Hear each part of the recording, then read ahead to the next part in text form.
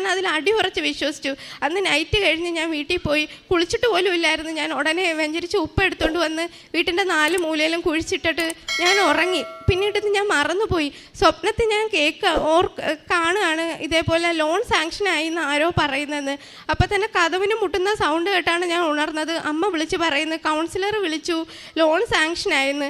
ഇപ്പോൾ എൻ്റെ ഉടമ്പടി പുതുക്കിയപ്പോൾ ഞാൻ പ്രാർത്ഥിച്ചിരുന്നു, ഈസ്റ്ററിൻ്റെ അന്ന് എനിക്ക് പാലുകാച്ച് വെക്കണം പറ്റണമേ, ഹിന്ദു ആയതുകൊണ്ട് നാളൊക്കെ നോക്കിയേ പാലുകാച്ചിൻ്റെ ഡേറ്റ് എടുക്കത്തോളായിരുന്നു. കറക്റ്റായിട്ട് എൻ്റെ മാതാവ് എനിക്ക് ഈസ്റ്റർ ഏപ്രിൽ 9 തന്നെ പാലുകാച്ച് ഡേറ്റ് തന്ന് എന്നെ അനുഗ്രഹിച്ചു. പിന്നീട് ഉടമ്പടി എടുത്ത് എന്നിൽ ഒരുപാട് ചേഞ്ചസ് ഉണ്ടായിരുന്നു. ഭയങ്കരമായിട്ട് ദേഷിക്കുന്ന ആളായിരുന്നു ഞാൻ. എൻ്റെ ഡിപ്രഷനും എൻ്റെ വിഷമങ്ങളും കൊണ്ടാണ് എൻ്റെ വീട്ടുകാരടുത്ത്, എൻ്റെ അമ്മയോടായിരുന്നു ഞാൻ ഏറ്റവും കൂടുതൽ ദേഷ്യം കാണിക്കുന്നത്. അമ്മയും ഞാൻ ഒരിക്കലും ചേരാത്ത പോലൊക്കെ തോന്നുമായിരുന്നു. പക്ഷേ ഉടമ്പടി എന്നെടുത്തു അന്നു മുതൽ ഇന്ന് വരെ എൻ്റെ വീട്ടിൽ ഞാൻ അമ്മയായിട്ട് ദേഷിക്കത്തില്ല. എല്ലാ പേഷ്യൻസിനും ICUവിലാണ് ഞാൻ വർക്ക് ചെയ്യുന്നത്. എനിക്ക് കിട്ടുന്ന എല്ലാ പേഷ്യൻസിനെയും ഞാൻ നല്ല മാതാവ് അല്ലേ കാണും. മാതാവ് എന്നോട് ദേഷിക്കും. എന്നെക്കൊണ്ട് കഴിയുന്ന കണക്കെല്ലാം ഞാൻ ആ പേഷ്യൻസിനെ നോക്കിയിട്ടാണ് വീട്ടിൽ വരുന്നത്.